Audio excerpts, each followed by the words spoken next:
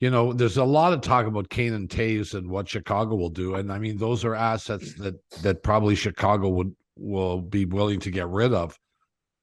But these are not young players anymore, and they are guys who make big money. Who would be interested? I mean, they're still good players, but and let's face it, they both have to agree where they're going. Right. Yeah, they pick and choose. They pick and choose. So if Patrick Kane says, okay, the only team I'm going to go to is that team, it's almost like what Marty St. Louis did with Tampa Bay. Yeah, that's right. And he told Steve Yzerman, I'm only going to the New York Rangers, and somehow, I mean, they made an unbelievable deal. It was kind of remarkable. And certainly the best player in that deal at that time was Marty St. Louis, but he ended up not playing very long. I think it was Ryan Callahan, if I'm not mistaken, went the other way with a first-round pick. Yeah. So anyway, it's not as easy to do. So, like. And there's a good chance they may not. We still don't know. They've been very cryptic about it. At least one of them may say, I'm a lifelong Blackhawk. I want to stay in Chicago. I want to be part of the rebuild. Yeah, I went through the numbers. Or I want to re-sign with somebody else in the summertime, and actually have and see where my market value is.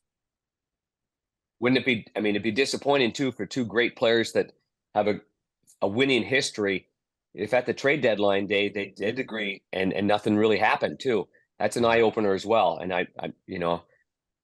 there was a time where I thought Patrick Kane, where he was at, he loves the history of the game and the ambassadors of the Chicago Blackhawks. Like he got to know Stan Mikita and the late Stan, late Bobby, Denny Savard being around all the time, Chris Chelios and that group. And even leaning on guys like Troy Murray and when Eddie Olczyk was there, just to talk about the history of the franchise.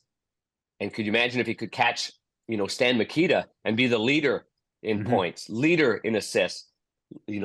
Those are big moments too for an individual to finish your career with the same team and to be the all-time leading point getter or goal scorer or an assist leader or whatever it might be, and win the most amount of Stanley Cups on the team as well. So those are, now I look at it and I don't see him catching him if I looked at the numbers correctly. So maybe you look at it again and go, okay, a lot of other players have done what I'm going to do. I'm going to be okay with moving on and maybe reigniting, my great career, and maybe I have a chance to win with somebody else now. Yeah. How many years are left with Kane and Taves? No. They're unrestricted in the summer, Bob. Yeah, they're done. This is their last year. Their cap hit is at $10.5 million. Their cash really isn't very much. Money's not an issue. No. Actual money paid to them in salary is not an issue. It's what their cap hit is. And so, if you're a Kelly McCrimmon who now has space, whether it be an LTIR, Stone's a big ticket. It would work out just seamlessly. It would work out okay if Patrick Kane went to Vegas. Yeah, it's not a bad thought for Patrick Kane to be in Vegas, but not long term though.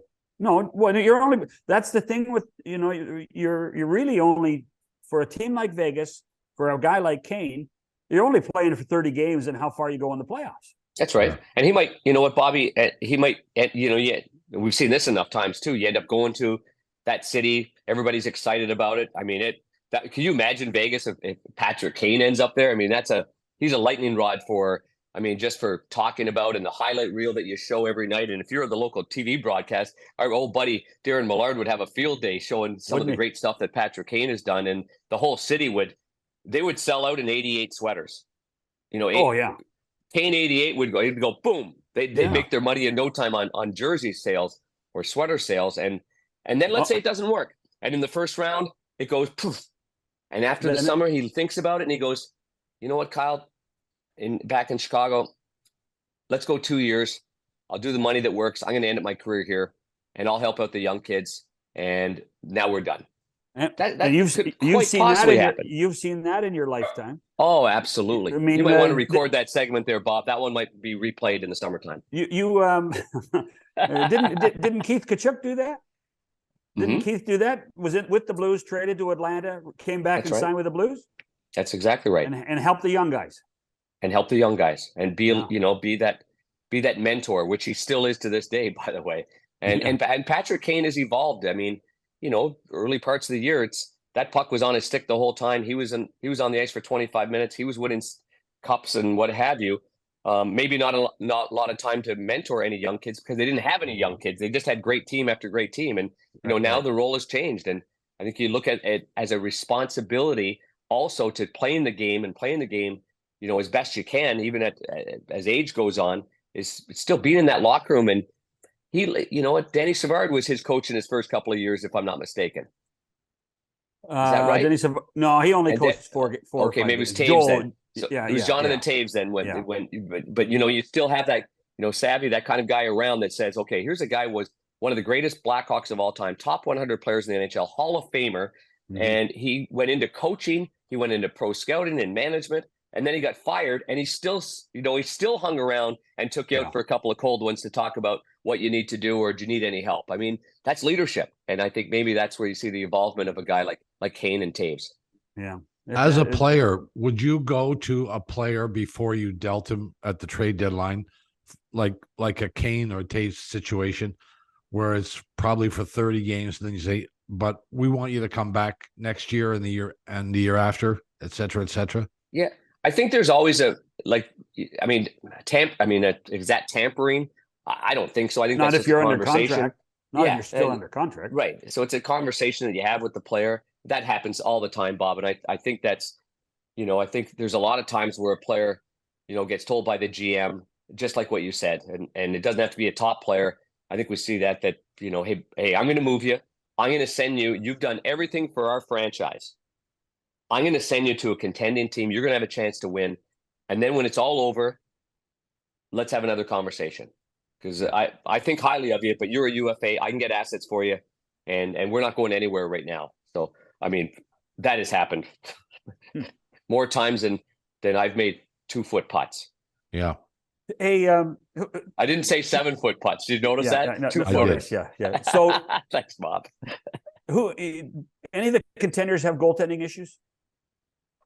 I think there might be some depth issues. Right. The LA Kings I think they're a contender. I absolutely do. I mean, I think that the LA Kings, when they're 1-2 centermen, their ability to dial it up, they've had some injuries. They've got depth up front. They play a game in which if they need to squish it down and play a 1-3-1, they can do that. See, not a lot of teams have plan B that they know about. Not that they know about, that are ingrained in their soul. But Todd has done that to that team. And you're playing 3 and 5, and you want to start the first period on the third game in 5 nights, and you want to just be a little bit more passive because you don't have the legs. He does that. Bang. And then you got the legs and you got everybody going. You want to be aggressive. He changes it up. I think they've got to add.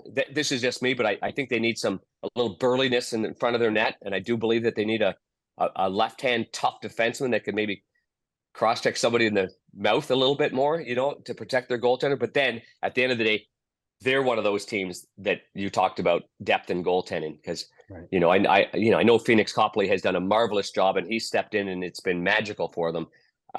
Everybody has that same question. Well, how long can that last? I think they had that same question with Jordan now. Right. And they had that with Jordan Binnington, but Jordan was a different goaltender. He was still climbing the ranks from the minor league. He wasn't, 31 or 30 like Phoenix, but can Jonathan Quick find it again? So I think that's what LA would need to kind of secure, a really good battle in that first round. And if you get through that first round, so you can obviously tell I'm a big fan of the way they play and how they play.